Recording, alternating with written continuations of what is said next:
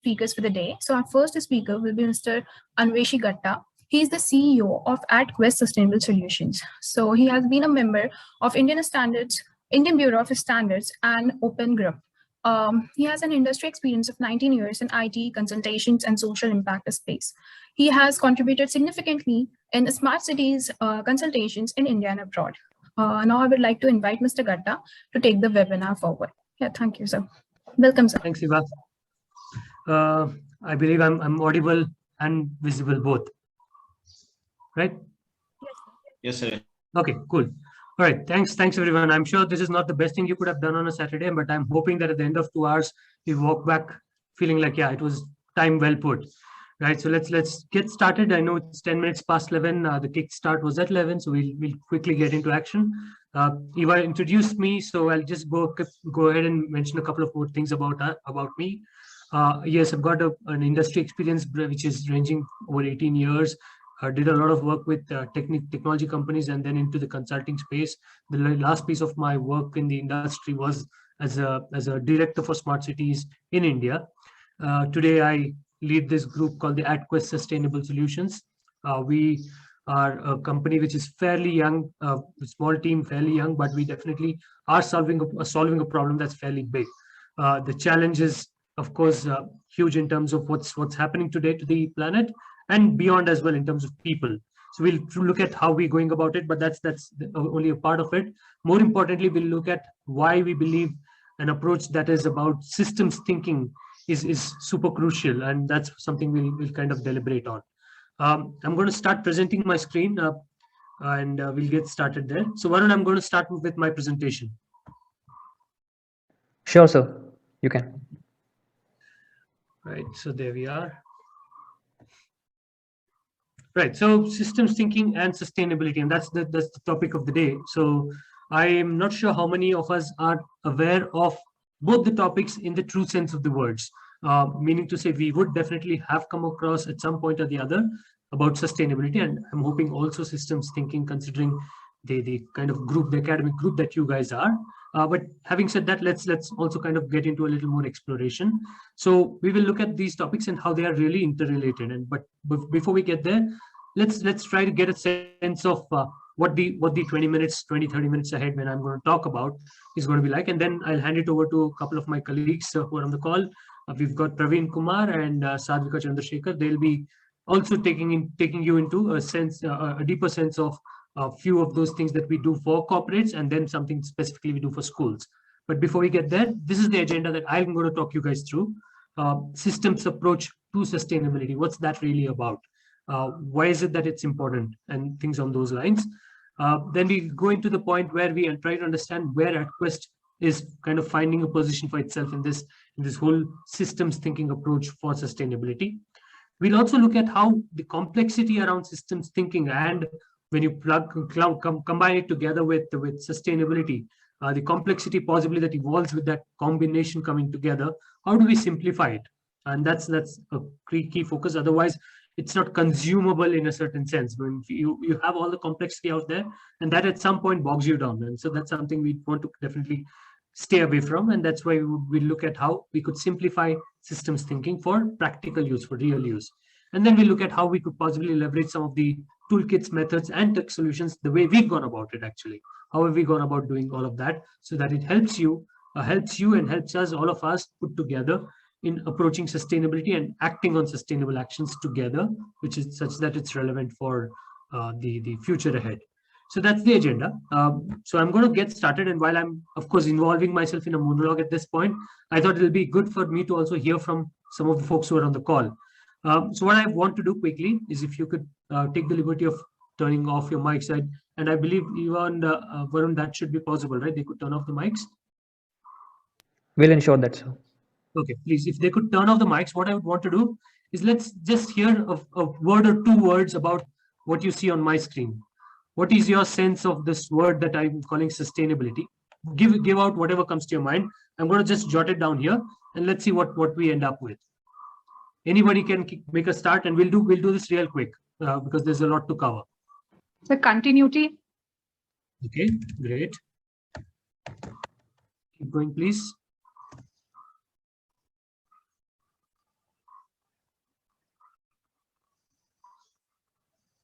Compromising the needs of the future generation. Okay, needs of future. Okay, go on, keep going.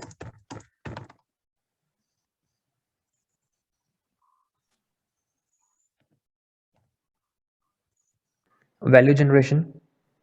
Okay, great. More. Ecological limits. Great, it's a good one.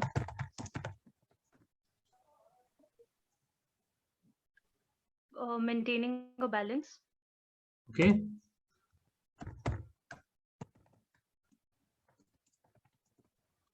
Couple more maybe. Planetary boundaries. I can't, planetary boundaries, is that what I heard? Yeah. Okay, your voice is feeble, whoever was speaking, but thanks for speaking. Thank you.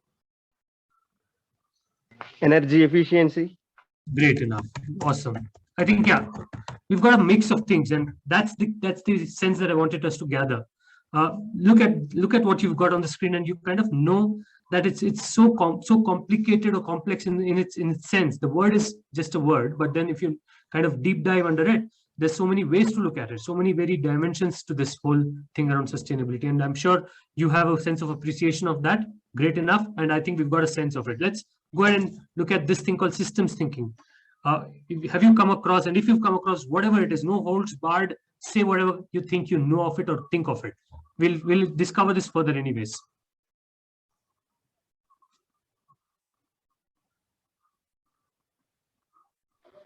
So various components, maybe. Components, great. That's the very first thing that comes to my mind as well. Yeah. Emergence. Is that what you said? Emergence? GENCE. Emergence. Emergence. Okay. Keep going. I'd want to hear what emergence would have meant in this context. Very, very distinct way to put it, but let's see. Okay. Move on. So feedback. Feedback. Okay. Interaction. Nice. Very nice. Holistic approach. Holistic approach. Yes. I'm happy that I'm kind of hearing words that I thought I would have wanted to hear. Maybe one more if we can. Efficacy. I'll want you to repeat again. Is that what you said? Efficacy? Yes, I guess she. Yeah, this is a signal issue, but if I've heard efficacy, I'm going to keep it there. One more maybe, and we move on. Value Efficacy. retention. Efficacy. Value retention. Value retention, is that what I heard? Yeah. Yeah, great. So yeah, we've kind of got a sense of it. And very importantly, when it comes to something like systems thinking, of course, you're talking of the fact that if you're looking at everything as a system, and a typical system has elements, has interactions between those elements, and of course, the constant back and forth, which is part of the interaction, of course, which is important. And I think when I see what we've written down, we've kind of brought things like that together. So that is what a systems thinking approach is all about. That is what a typical system is all about. When we talk of sustainability in the context of systems thinking, we may want to really break it down a little further. So we keep this exercise going like we did just on this slide. One more go at it. If you look at it, you as an individual, me as an individual, all of us as an individual, can we look at what our system around us, what is the system to which an individual belongs? What are the interaction points we have? Who are the different participants in that system around the individual? Could we kind of spell them out quickly? So family. Family, great. Good start. Government. Government, yes, equally great.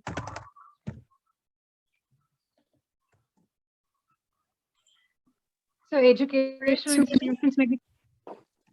Yeah. Finance. Finance, okay.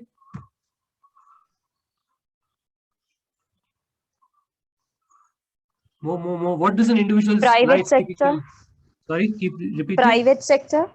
Private sector, okay. That's good. For employment and the other reasons, of course. NGOs and civil society. That's also a good one. And if you were to just look at your daily life, can you think of other constituents? Sorry? Colleagues. Colleagues, yeah, of course. More? One more, maybe. There is more. There's a lot more, by the way. We cannot sum it all in few boxes, but let's give one more chance. One last one. Corporates, maybe. Sorry? Corporates. Corporates. That's the private sector. We've got that up there.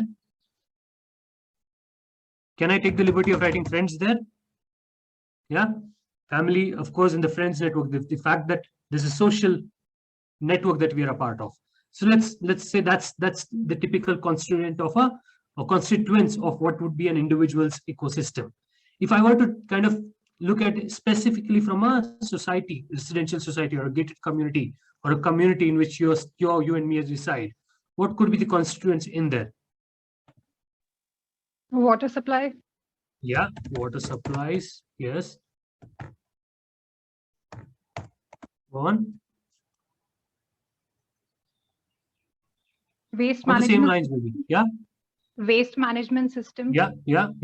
Great. Move on.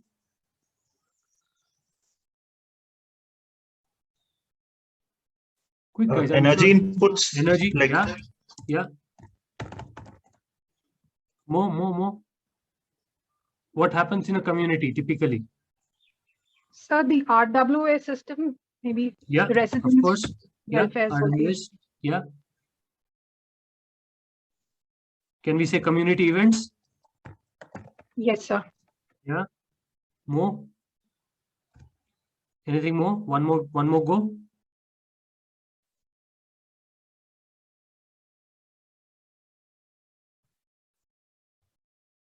Clubs. Clubs, yeah. Clubs and play areas, maybe, yeah. Okay, cool. So we've got a sense of what a typical society is like. Now, you would have noticed in here, there's a few things that are very people-centric, in the sense that like an RW is essentially about the people who are out there. There are a few aspects which are fairly conceptual or fairly a technical component of a typical society. So the elements or constituents of a particular system need not necessarily be humans and only humans. It could also be a non-human-like interaction with a non-human-like element as well, right? So that's the point. Now, with this done, I think the reason we started with individuals and residential societies is far more relatable, given where we are. All of us, we definitely lead our own lives in a typical society, so we definitely know that space much better. Maybe we'll up it a little. If you were to look at just the corporate as a system, what do you think the corporate is dealing with? Who are the different people or non-human like components in a corporate?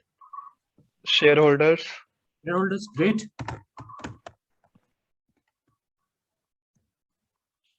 More? Supply chain.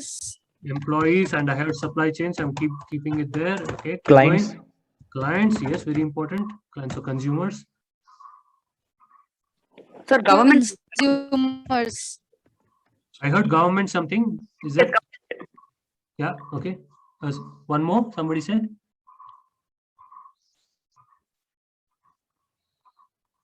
Vendors. Technology.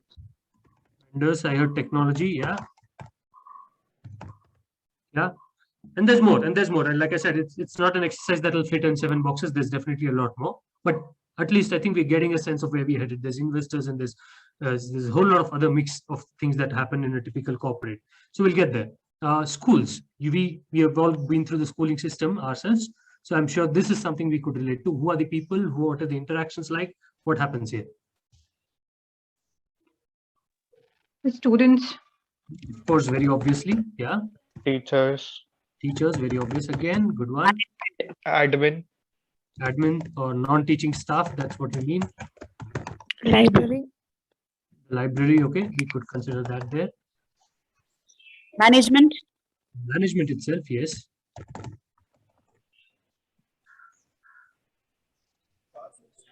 Transport facilities. Yeah.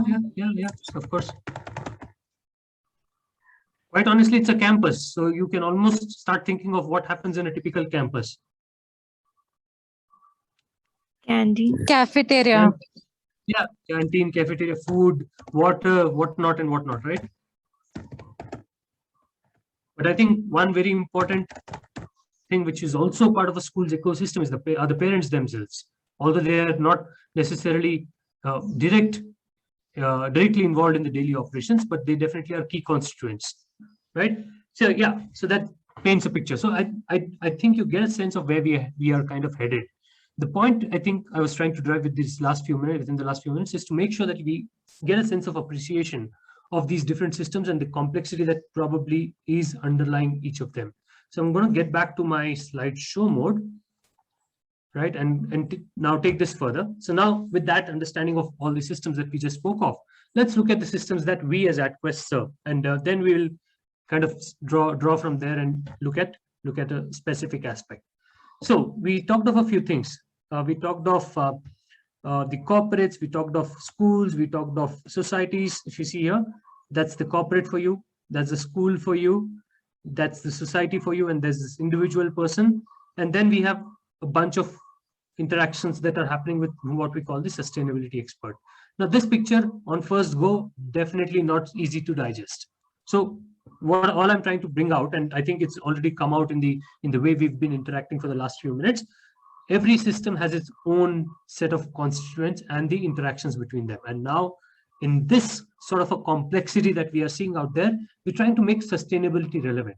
It's definitely looked at differently from when you look at the perspectives that are there in this picture. Each of them has a different perspective.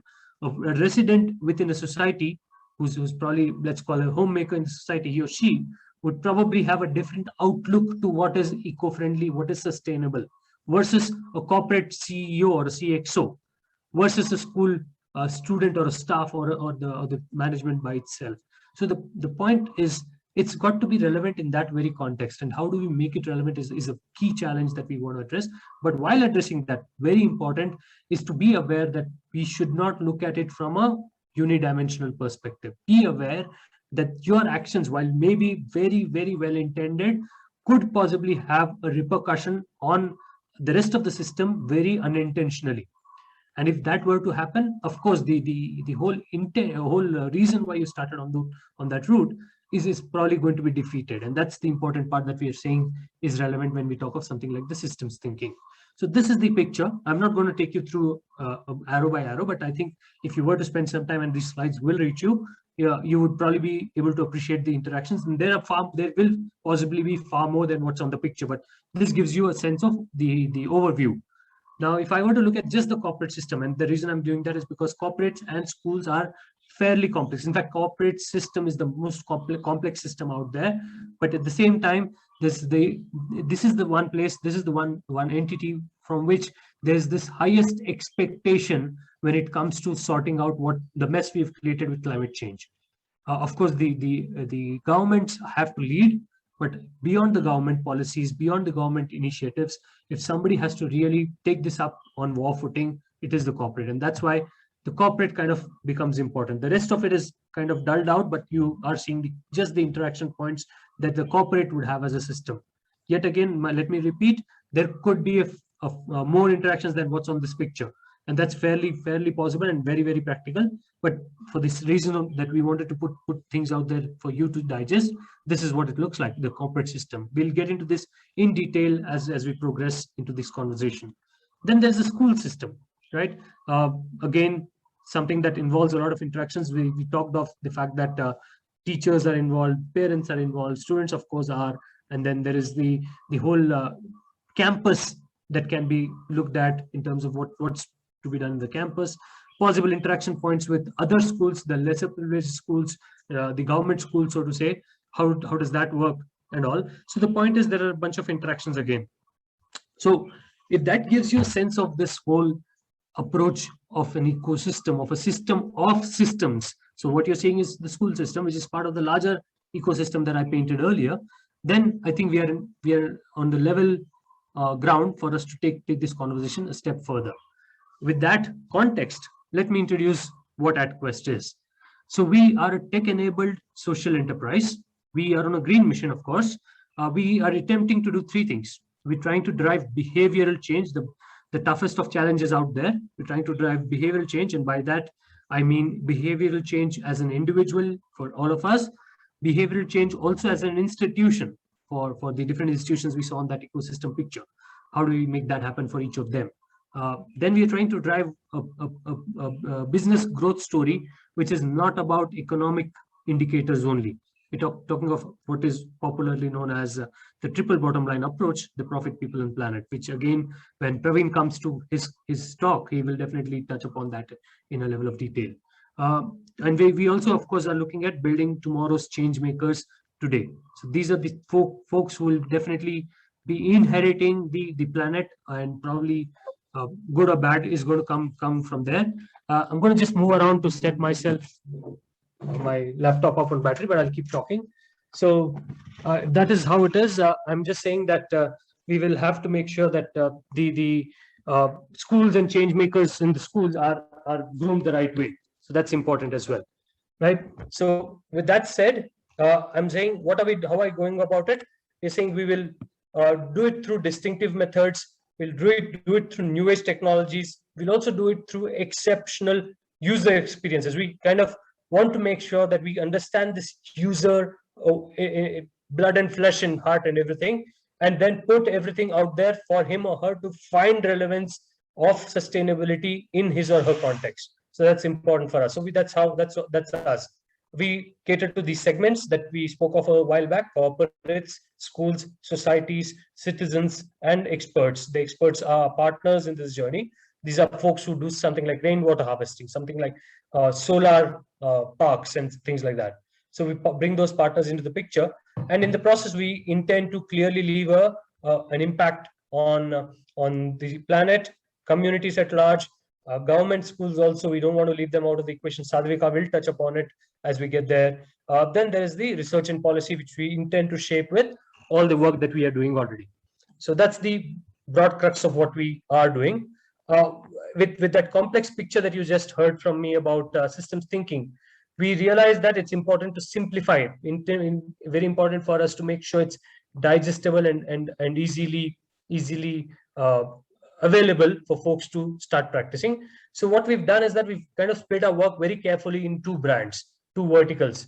We have this thing which is called the AtQuest Care, which focuses on the planetary aspects, the climate care aspects, institutional efforts, climate care, and things of that nature. And then there is this lifestyle aspect, which we work on with AtQuest Life. So there's the green lifestyle and the individual efforts and the community efforts aspect that comes out there. So when I told you that there are 5 segments, the 5 segments kind of fit under those 2 brands in that sense. Having said that, with all the different aspects that are kind of relevant from a systems thinking perspective, and a whole lot of action that's happening even beyond systems thinking in the corporate sustainability or in the general sense, the sustainability space, learn, act, achieve, celebrate is the very simplest mantra that we bring out, saying, look, if you wanted to really start on this journey, it always has to be done in a manner that's more like a natural progression. Start with learning a lot, becoming a lot more aware, improving your sustainability quotient. Then go progress on to acting, doing stuff based on what you've heard, what you've learned. Not just leave it to theory, but do something out of it, put it to use. Once you've done that, you probably will see a lot of your results, the impacts starting to become a lot more visible. And then at that point comes your achieve phase. You achieving those results, your key results, key performance aspects are coming out to the fore. And as they come out, give yourself enough time to kind of take a moment and celebrate. The reason that's important is because this is a space that isn't really having a rule book or a playbook. So if you have cracked it, if you have achieved something, and mind you, even if you haven't achieved, it hasn't been a successful initiative for you, it still makes a good reason for you to pause and say, let me kind of see the learnings that have come out of it.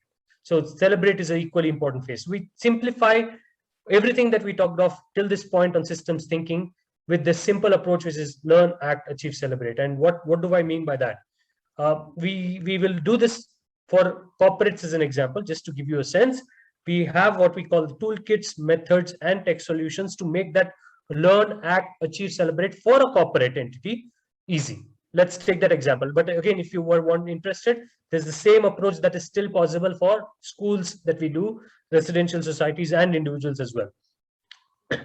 So that's the learn, act, achieve, celebrate that I was talking to you about. If you notice, what we've done is that we built a bunch of toolkits, we built a bunch of methods, and also, of course, some tech solutions. A few of these is something that Praveen will touch upon, considering this is about the corporates as we get into the discussion. But importantly, there's a sense of structure to this now. It's not haphazard anymore. It'll be a lot of investment of time and effort to make sure you walk out with this well-informed, well aware of what sustainability is today in the corporate context.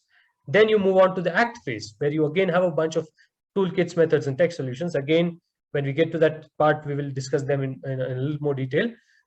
Then there's the achieve phase, and then there is the celebrate phase. The pattern is the same.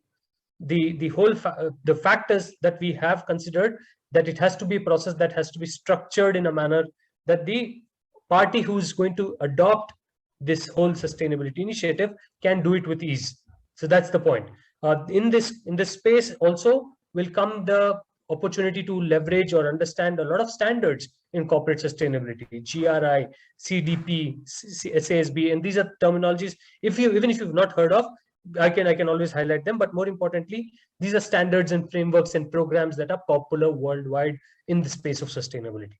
So that's pretty much the crux of how we approach systems thinking in the larger scheme of things. We will, of course, now have an opportunity through Praveen and Sadvika to get into the deep dive of what a particular corporate would have kind of benefited from systems thinking and sustainability in the general sense, and also what school would have, how a school would have approached it. So we will get there in a lot more detail. But before I kind of take a pause and let you guys also put across any questions to me, I thought I'll leave you guys with something that could be a good further learning for you guys. So there is this video that is about corporate sustainability, which is specifically about how to get the act right. In there, you will find a lot more information about how to go about it. Feel free to jump over there, see this, and that's the bit.ly link. So if you were kind of looking to have a quick 15-minute run through of corporate sustainability, I would suggest you go there. And this is a TEDx video that I did very recently. So I'd suggest you could go there and kind of have a view yourself. If that's something that you are up with, or you're saying 15 minutes is too much to digest, here's something else as an alternate. 2 minutes per episode. We call this the TISS 360 bytes. We're doing almost an episode every week. So you will have different varied topics, and considering the fact that we said at some point sustainability is multidimensional, there's so many different things happening.